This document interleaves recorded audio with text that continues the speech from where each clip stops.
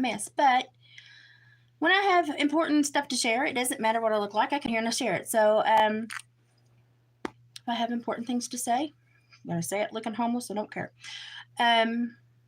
So we're getting a lot of talk in a lot of shared communities about a lot of topics surrounding abuse. Obviously, for a lot of reasons that y'all are aware of, especially in a certain family squad on the internet. And so I just want to make sure that people have a good, well balanced understanding of some of these terms that are being tossed around, and to make sure that you know how to further research and understand these things that are being spoken about as well. Now, one of the first things I want to make sure that I say, which is really unrelated to the topic of reactive abuse, which is what actually clinicians try to call reactive defense. We try to never say reactive abuse. They really refer to it more as reactive defense, especially in judicious settings. So, but one thing I want to say first before I discuss that is that it only takes 20% or 5% of a crowd. My brain is fried from physical therapy. It only takes 5% of a crowd to sway behavior. 5% of a crowd, of a group, of a population can control the entire population's behavior. Why? Personalities, conflict resolution, behavior patterns, pecking order, hierarchy issues, all of that plays in. So in any group, in any population, in any little constellation of people, it only takes 5% to sway behavior. So it takes a very minimal group of people to really affect the total outcome for all. One bad apple does spoil it for the rest of us, yes, very much. So it's very important to understand that. So when you think that there's just a small, minute problem, understand that small, minute problems are also very, very, very detrimental to pattern behaviors and the acceptance of pattern behaviors, and then the repetition of pattern behaviors, which becomes the norm. Hey, Ashley, Rachel, Cindy, and Kimberly, how y'all doing? So one of the topics I've been seeing and thrown around is the term reactive abuse. Well, we don't like to call it reactive abuse anymore. If you're in a clinical setting, if you're a clinician, you like to call it reactive defense. Why? Because we don't like to put people that have been abused onto the same par with the abuser, even though their behaviors, when they do reactively defend themselves, is deemed abusive. It's done for normally a life-saving circumstance. So we try to call it reactive defense rather than reactive abuse. And reactive abuse is one of those outstanding things that happens in very overwhelming scenarios where someone is been kidnapped, locked away, and finally snaps and attacks their abuser and flees. Or a woman in domestic violence issue that has been beaten the entire marriage for 20 years and finally snaps and sadly, may take the life of her abuser. And so it's very important to understand that reactive defense is normally only heard of in these very big life-altering circumstances. Why? Because when reactive defense is used in smaller abusive scenarios, it pretty much just becomes mutual abuse. And so if reactive abuse is not used to flee, to stop the abuse and flee the abuser, then it normally doesn't stop the abuse. It just emboldens the actual abuser, and the actual abuser's like, ha ha ha, you tried to get away, you tried your best and it didn't happen, therefore I'm now going to abuse you more. So it normally just really aggravates and often amplifies the aggression of the abuser. So, if reactive defense does not work to remove you from the abusive scenario, you normally have just amplified the abuse that you are now going to be under. So it's one of those very calculated decisions that someone in abuse scenarios have to really think about, because if it's normally an impulsive, involuntary behavior, like a snap, but it's also something that people in those scenarios think about what, because they're like, if I do this, will it respond with this? If I do this, will they respond with that? If I do that, so they're normally trapped in that hyper aware mode, and like hyper traumatic. Oh my gosh, I have to be like, everything that moves terrifies me. They're trapped in that mental mode so long that they eventually snap. And that's when the reactive defense occurs. And that normally breaks them away from their abuser or stops the abuse due to stopping the abuser in many ways, or it gives them a chance to break away and flee the abuser and get out of the abusive scenario. If they do not get out, if they do that, but they do not stop the abuser or get out of the abusive scenario, then basically what it becomes is mutual abuse, because it just amps up the abuser, and then they normally try to continue with reactive abuse, and it's just like it just gets worse. So it's just something to be aware of, and to know that while we call it a lot of things, that's basically what it is. It's very confusing for a lot of people to understand. It's a term that a lot of people like to put into dialogue to like sway emotional intentions behind people. And why? Well, because it's confusing. It's hard to understand. And it also is one of those where blame can easily be altered because of the mutual abuse that normally does occur before a reactive defense scenario. So it's one of those to where if you don't clinically understand it and you can't take apart the dynamic, on a very layer by layer, like an onion, peel it away, it's hard to understand exactly who's doing what to who's the aggressor, who's the reactive defense, and how long has this been going on, and is there mutual abuse, and is it being manifested in other ways for other benefits. Now, I'm not going to tell you how to apply that, and I just wanted to tell you the term and how we see it in clinical settings many times. So you get to apply that information to the scenarios you see on your own. That's your determination. You have your own opinion about that. I just wanted to make sure you understood terms that are being thrown around. So it's just kind of one of those things that is, it's really handy to know. I did make some notes, but I kind of got through it without needing them because it's so easy to talk about. But it's really to have clear information and to understand these terms and to understand them from a practical or a clinical setting than from an internal abusive emotional setting, so that they can be applied without the emotional affect, because that fuzzes everything.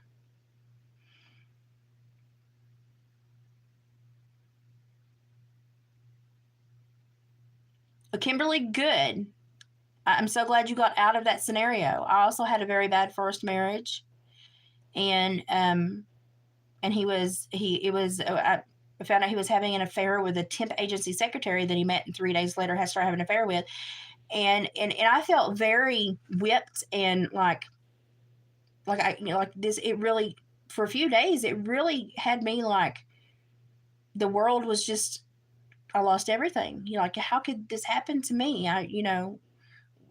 We had dated and we were such great friends and we'd gotten married and we'd had beautiful children, and then boom. And I was like, how can how can he turn me into, like this, such an unimportant part of his life, and, such a quick amount of time.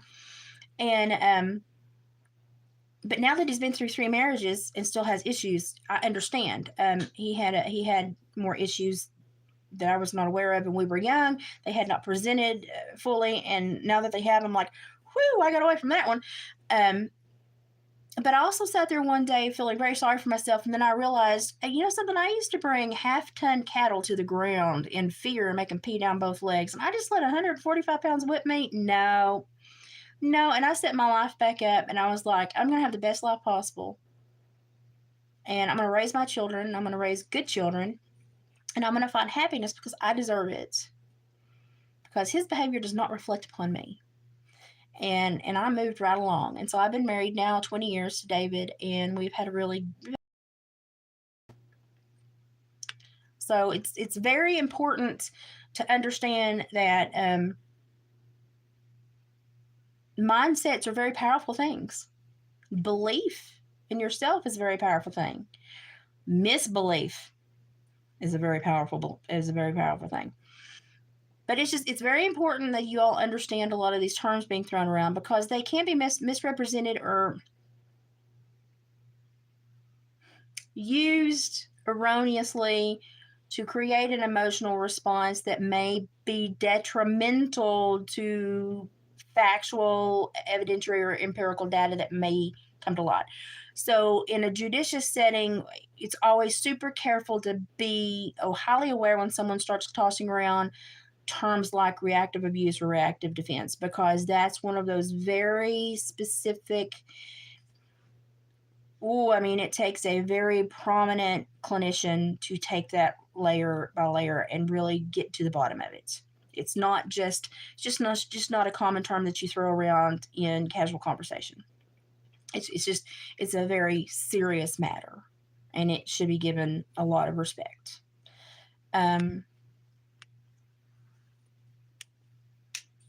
Yeah, normally it's a pattern of behavior, Kimberly. Sadly, it's a pattern of behavior, and it's one that many men struggle with. Because once they learn that pattern of behavior, if they don't see it as a pattern and they don't understand the detriment that it's doing to them, they get really caught up in the endorphins and the intoxication of the serotonin and the lust and the love, and it's very difficult for them to stop. And so what I found out about my ex-husband, that he was eternally wanting to be in lust rather than in love, and if he was not getting a certain amount of gratification, he thought you did not love him. And so he felt justified in seeking that gratification elsewhere. And sadly, it's led him down many bad paths, and he's had many bad encounters, and it's cost him. Well, I mean, he terminated his rights on our two children, which David adopted, and he's had other children in the mix that have been affected, and I think that's just very sad.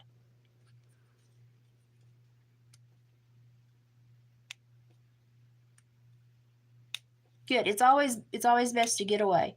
Always plan a way to get away that doesn't try to never have an altercation with an abuser, because they are so well versed in abuse. It's never a good idea. Always try to seek aid or to leave during a time where you're not going to have an altercation. And if that's not possible, then it's one of those you need to be calling law enforcement. But it's this is such a touchy topic, and it's such an individualistic thing, and we have to understand that abuse, especially long-standing, ongoing abuse, rarely just goes one way. It can go back and forth. It can go circular. It can touch an entire family. It can touch only a part of a family. Abuse is one of those very individualistic, really strange things that doesn't always affect everyone under the same roof the same way. And so you just have to you have to really be careful when you start talking about terms that are clinical, terms, and really make sure that you get, a well-rounded understanding so that people don't run with the wrong information. Martin, yeah, I've experienced that. So Martin, you have what we would call a successful reactive defense scenario. And that's very rare. It's very rare. So that's a positive thing that it worked for you. For most people, it does not work. But I'm glad that in your case it worked for you. So see, we have, just in this small chat, we have a lot of different ways that these things have affected everyone differently. That's why it's so important to look at things with so many different vantage points and so many different perspectives, and to make sure that you understand, that just one train of thought is not the only train of thought. There's a lot of ways that manipulation and pecking order and emotional abuse and I mean, there's a lot of ways that it occurs, over, especially when it's long standing and has, even generational, even a generational history, and then you have to get into epigenetics and nature versus nurture, and then it's a whole Pandora's box. So it's very important when people start tossing around these terms that people understand them. Hi, Pocahontas. And it's just super important that when I see these terms being used with groups of people that I know that I can reach, that I make sure you understand these terms, and you don't get an emotional attachment before you get a knowledgeable understanding. So that's just I'm trying to do here. So it's not for me to tell you how to apply the information. It's just for me to give you the information, and you may go apply it how you see fit. But I just wanted to make sure that the terms were understood from a clinician standpoint and from a practitioner standing, and that you all could then have more knowledge to appropriately apply them. So, well, thank you, Rachel. I have days where I just sit here and drool and I do nothing productive. So, believe me.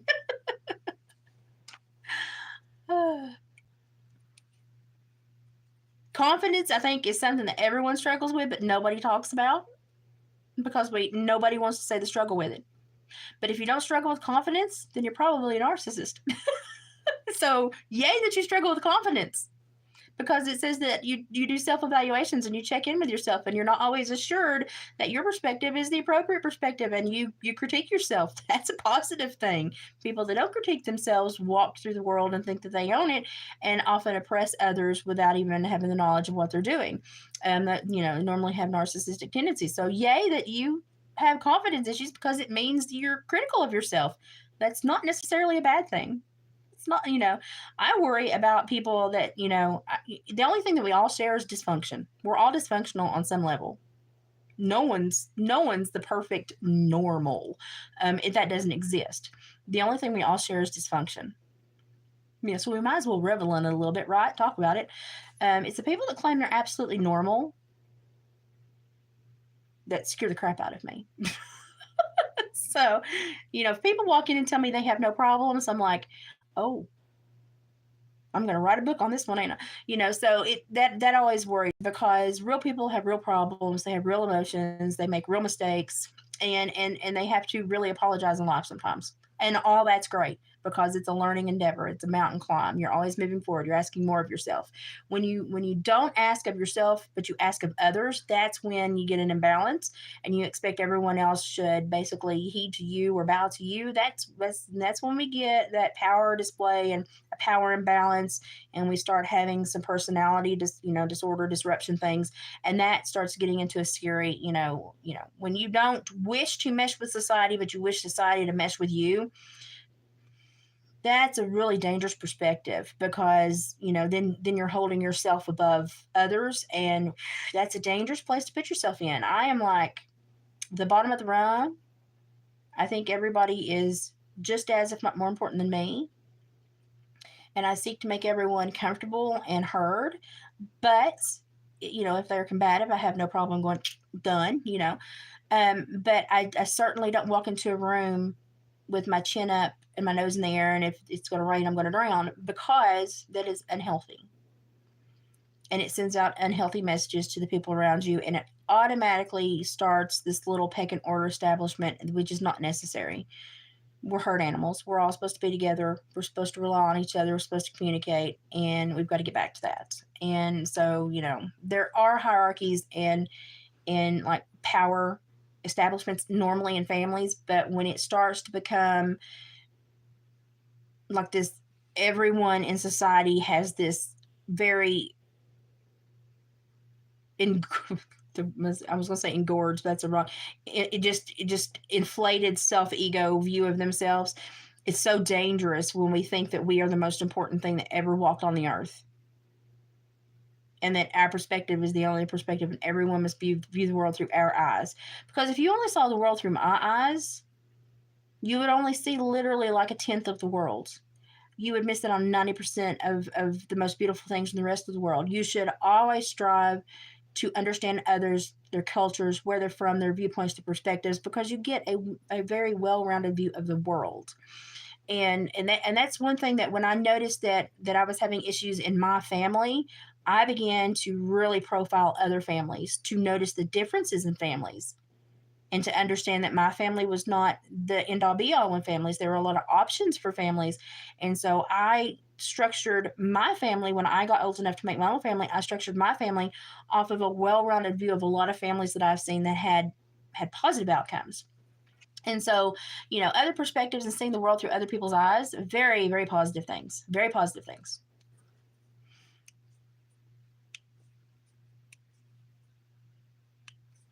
We are strong. And if you're working to reset and correct yourself every day, then you're improving yourself every day. And that is a win.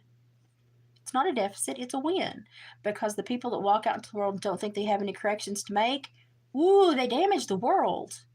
They damage other people. And they do it willingly, knowledgeably, and without care. They do it callously. So pat yourself in the back. You care. You care, and you try harder every day, and you're willing to reevaluate and reestablish yourself if you see a better outcome with a different behavior. That's a big deal. A lot of people can't do that. A lot of people have to pay thousands and thousands of therapy to get there. So way ahead of the curve, you're doing great. So, and obviously, not billing, not still working, not medical advice. This is just a fat girl giving hillbilly advice from years of living and a lot of knowledge. But, it's just really important that when we toss these terms around, we understand them from like a practicum setting rather than an emotional setting. Because normally emotions, when we try to use an emotional setting to throw these words out, we're trying to create an emotional response. But I want you to have a intelligent response and not an emotional response. Emotions should not be in certain scenarios.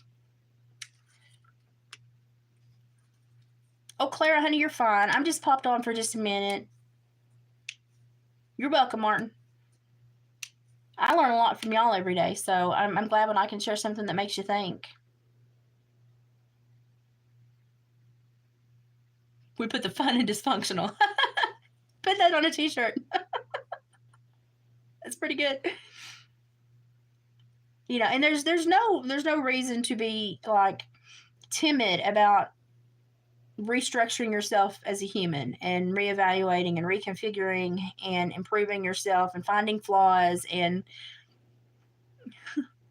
those are really great things because it means you are looking at yourself and you're talking to yourself and you're discussing things with your ego and you're making sure you're in check and you're seeing yourself as a flawed creature, because what you can see in yourself, you can also see and respect in others. So if you see yourself as flawed, you're going to be able to accept flawed people.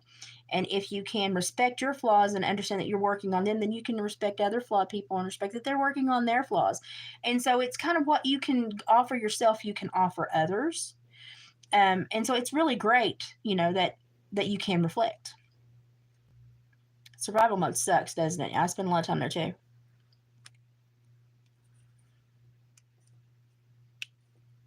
Excellent, Rachel.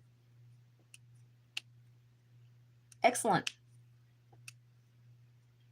I mean, you just basically did a whole year of therapy right there in one paragraph. So, yay. And a lot of people don't understand that. Sometimes the hardest person to forgive is ourselves, because we put a lot of blame on ourselves, or we will pinpoint blame on someone else and try to make ourselves like, the virginal, kidnapped princess character, which is always cracks me up. And so it's, normally it's those two polar opposites. But if we can see ourselves as also someone else that needs to be forgiven, needs to be held accountable, needs to be reevaluated, needs to be renegotiated with sometimes, needs to have a talk with an ego sometimes, then we're able to see all that in others too. And we stop seeing people as these like, one-dimensional buttholes, and we start seeing a real person with the same problems we have and the same flaws we have and the same discomforts and curiosities and issues we have. And so it's just a healthier way to be. It's just a healthier way to be. Good night, Martin. Thanks for joining in. Woo, Denmark, you're way on over there. I bet you I sound plumb funny to you. Appreciate you joining in, Martin. And I think that's going to be it for me today, too, because I've got more nursing stuff to do. And then the lady that has the newspaper in town has asked me to pick up a story to write, because we have a agricultural high school here. And the other night, rogue dogs decimated like almost half of the flock of sheep. We've been having a very difficult time, not only with coyotes here, but with rogue dogs, and then with the dogs interbreeding with coyotes and creating just the perfect storm. And this was within city limits. Of course, we're very rural, but still, it was within city limits. And these rogue animals, we've also had 2 people mauled to death in the last 3 years by rogue dogs, rogue packs of dogs. And so we're really seeing a very big issue with not really the coyote population getting, well, I mean, our coyote population is getting out of hand a little bit, but the coyotes at least still have a fear of man and a fear of the more urban areas, where a rogue dog does not, or a coy dog and a dog, a domestic and coyote cross does not. So I have been talking with like TWRA agents and local trappers and a lot of people today all day, and I've got to finish a couple of interviews up. And I'm doing a story to educate the public because they're doing a special county commission meeting here in a couple weeks to talk about bringing in a humane society. But here's the thing. If it's a humane society and we're talking about dogs that are at least 20 to 40% coyote genetics, those are illegal. They're deemed dangerous and exotic and prohibited by the state. So a humane association is not going to benefit the area. I mean, that's the issue, because the pets that are maintained are fine here. It's the rogue dogs that are interbreeding and running like coyote packs themselves and interbreeding with the coyotes.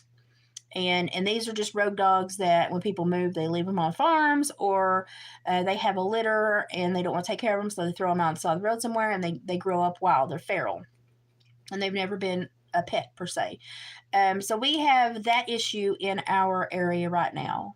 And so all these people have moved in and they've got all this land here because we're a very cheap place to live. So a lot of people that have a lot of retirement money move in here and live really well, really cheaply, but they bring their ideas that are not necessarily applicable to rural wild living, So I'm trying to do an educational piece for the paper so that when they have this meeting, they will have some factual evidence and some local feedback from the people that are on the front lines battling this issue to say, here, this is what needs to be done. Yes, it's very scary because that when they decimated half the flock of sheep, that is not a predation kill, that is a lust kill. And that shows that we now have to, and we've got a lot of smaller dogs that have been taken, cats and other domesticated pets and animals, but we've also had little kids being stalked when they get off the bus and walk down the road to school, because a lot of our buses stop and let off like the whole herd that lives down the whole road, and they walk, and we've had kids stalked. So we've got to deal with this, and so I'm trying to get like the most well-rounded from all aspects and do a lot of interviews and compile it for next week's issue. And this is the first time I felt well enough in 2.5, 3 months to write a story. I used to write at least 2 stories a month. Just, she likes the way I write and she likes my input, and I like to write.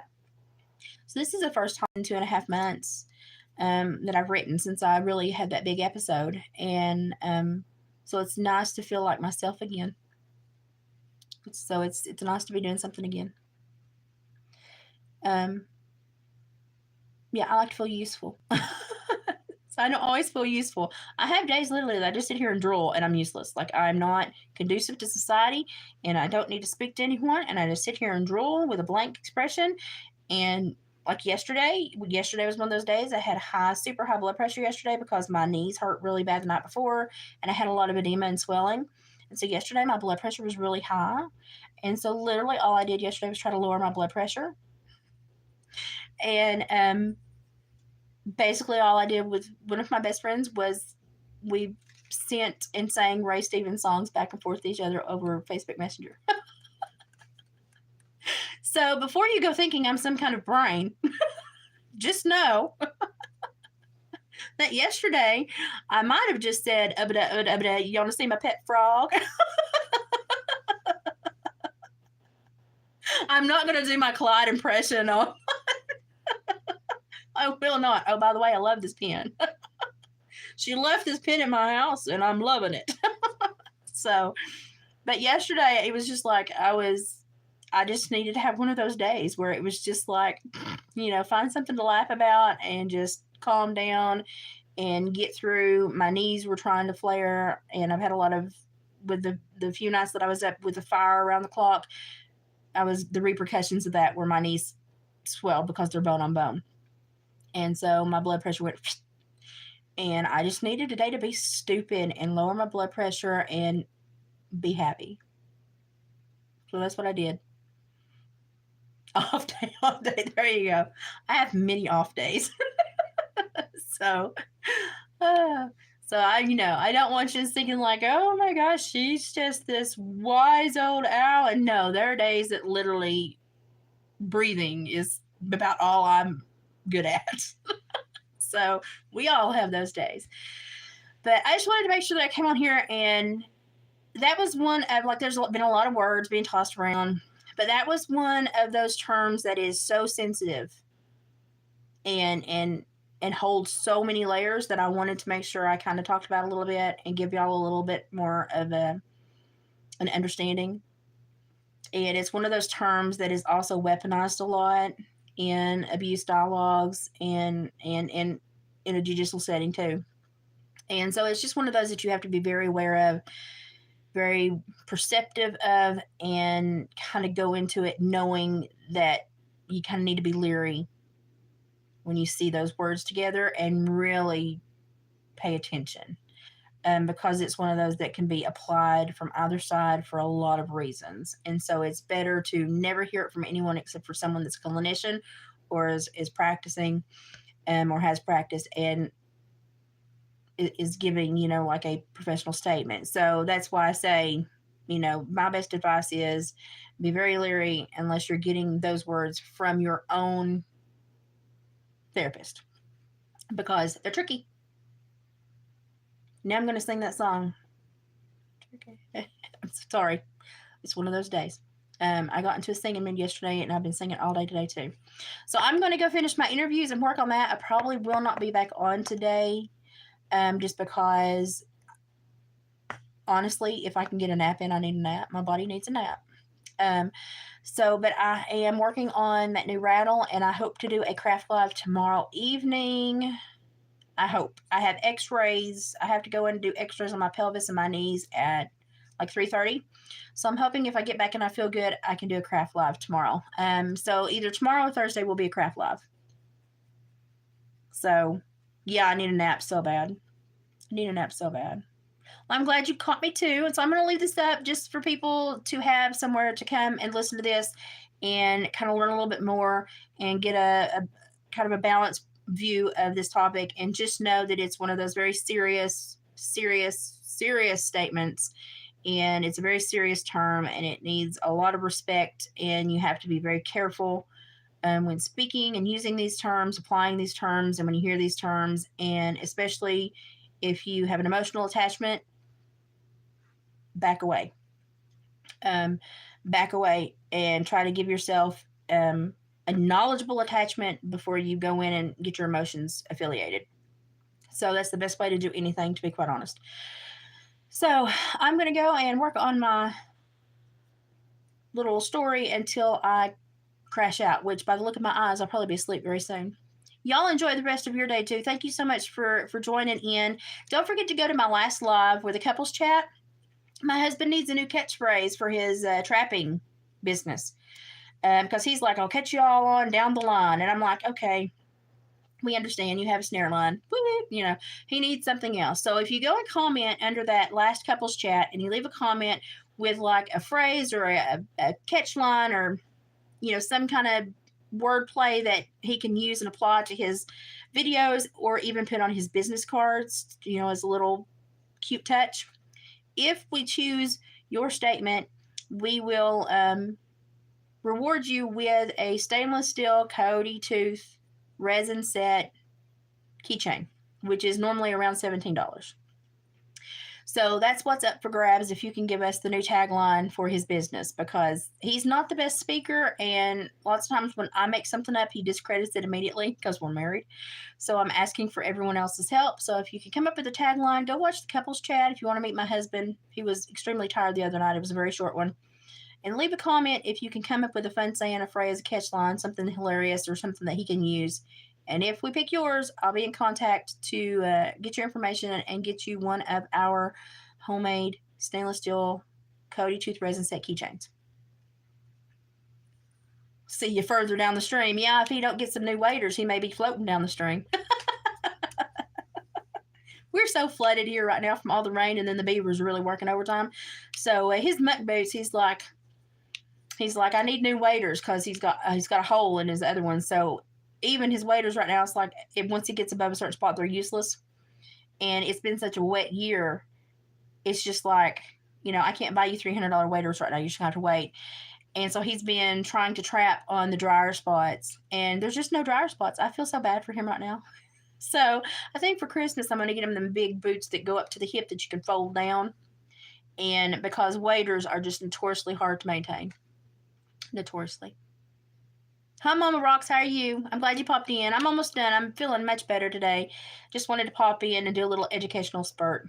But I'm pretty much done. I'm just talking to hear my head roar right now. But I really appreciate everybody. And time is something you never get back. So I really appreciate everybody that spends time with me and my husband on Sundays when we do a couples chat, because we're just normal people. We just really like the family vibe that we have with our little sub family. And we've made some really great friends. And this is just, it's something we like to do. We like to do giveaways to give back, and to exchange energy. Hi, Nina. Yeah, you caught the end of it. I'm sorry. Yeah, I'm doing a lot better today. Yeah, yesterday was not a good day, but today's a better day. So I'm doing better today. My eyes still don't look the best. Like you can tell yesterday was rough, but I'm perking back up. Perking back up. Are you working? You're always working. I miss work. I'm trying to be useful today is what I'm trying to do. But when I get the story written, I may, when the article comes out, I may share it with y'all. I may do photos and do a multi-photo slideshow so that y'all can see the article. This is going to be one that I'm going to be really proud of because it's something that's near and dear to my heart about the issues we're having here with our wildlife. And so I'm going to really, really pump the education aspect into it. So I'm hoping that if I can get it done this weekend, and it'll be in next week's newspaper. So possibly by Thursday or Friday, I might be able to do a slideshow to share it with you all. Construction never stops. No, ever. Especially on I-75 in Tennessee. Are you getting caught back up? Well, we've got a giveaway going right now. If you can come up with a tagline or a new funny phrase for Dave to put on his business cards and to say on his trapping videos, if you come up with one, leave it in a comment under the couples chat video. You can come up with as many as you want. Every time you come up with one, it's an entry. And if we pick your funny comment to put on his business card or to put into his videos, then we will send you one of our stainless steel, pretty big resin set Cody tooth keychains. And they're just like $17 value. So that's our way of saying thank you, because right now I've said as many phrases as I can think of, and he's like, no, no, no. But I'm his wife, so he's going to say no. So I'm asking y'all for help, and we like to also do giveaways and stuff like that. So normally we have like a number and we count comments, but I really need more help. So I'm saying, hey, give us some catchphrases and some bylines, and if we pick yours, I'll be in touch and we will reward you with one of his homemade keychains. So that's definitely something, if y'all want to go and do, you can go and do. And don't forget that his page is Trapper Dave Waters. And he did send me the picture of the two very wide bobcats, and I shared them on my community page. If you're squeamish, please don't go and try to ruin my world because you don't live in Appalachia and understand the woods. I still live in an area where these cats are so numerous. He'll pack up everybody's Chihuahua dogs if we don't get the numbers down. So, I still live, I'm probably as close to like an Alaska or British Columbia type living style as can get in the South. But they are two beautiful specimens. They're healthy, fat bobcats. I mean, we have such a great area that we can raise these huge, fat, enormous, healthy little low rider fat bobcats. It's like a Grand Prix bobcat. And so I'm just really proud that my area, we really struggle to maintain a balance to where we have healthy wildlife. And those two cats will end up like paying for half a month's insurance premiums, or one of my expensive medications or something, and so like those cats, we respect them. They help us survive, and so they're part of how we get by. So the picture should be on my community page. If you go to my community tab, you can see stuff that I've shared there, and it should be right there. He had somebody bring him a beautiful gray fox this morning. Gorgeous. One of the prettiest. We notoriously have foxes with like genetic skin issues here. I don't know why. It's just something that they're trying to understand. And so we normally have to send in skin samples and stuff like that. And I think it's starting to correct now because there was one of the most beautiful gray foxes snared over the last couple of days that I've ever seen in this area in like a decade. So perhaps we finally have now got their population in a place where they're healthier and not having those skin issues, because it was just like there was no fox pelts coming out of this area because they were all notoriously just nasty. There was just either sarcoptic mange or huge skin issues. And so I'm hoping that our fox population is healthier now, because this one's hide was perfection. It was gorgeous. So that makes me feel better that that's also looking healthier. So we are very close with nature here. We eat out of the woods. The woods are home, and so it's just our lifestyle. I'm a redneck. As you can see, like every picture behind me has an animal in it. Sorry. Like above me is taxidermy. Sorry. So, but they're beautiful. I love them, and it's our way of life. It's our heritage. And for me, it's a way that if you harvest an animal and you use every piece that you can, the way that I was taught in my tribe is that's the most respect you can show that animal. And so that's the respect that we show the animal. So that's kind of how, and my husband is not native as far as we know. I am, but he grew up backwoods too. And so it's just taught around here that you respect the wildlife that sustains you. So, oh, you should see our trail cams. We love to watch the coyotes run through. It's like they cheese for the camera. I think they model. And it's funny because you'll catch certain animals and they know the camera's there. They get really comfortable with the camera after a while. And it's like they come back and they're like, how you doing today?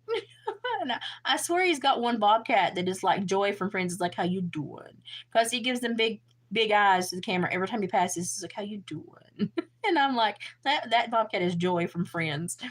So I get tickled. You can see the personalities. And, sometimes they will outsmart my husband for years before we actually see them harvested.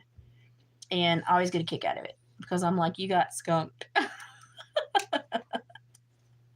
We actually have a barn lot, and we've got a resident doe that brings her babies here every year.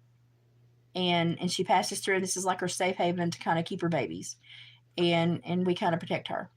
So, okay, well, I'm going to shut it now. Oscar's up here and he's got to go potty. And I am going to rest the rest of the day. Hopefully tomorrow, Thursday, I'll be back with a craft live. And if y'all need me, watersworkload@gmail.com or hit up Hillbilly Furs on Facebook Messenger. And I will hopefully see y'all Thursday night at the latest with a craft live. We'll finish that Cherokee rattle. Bye, guys.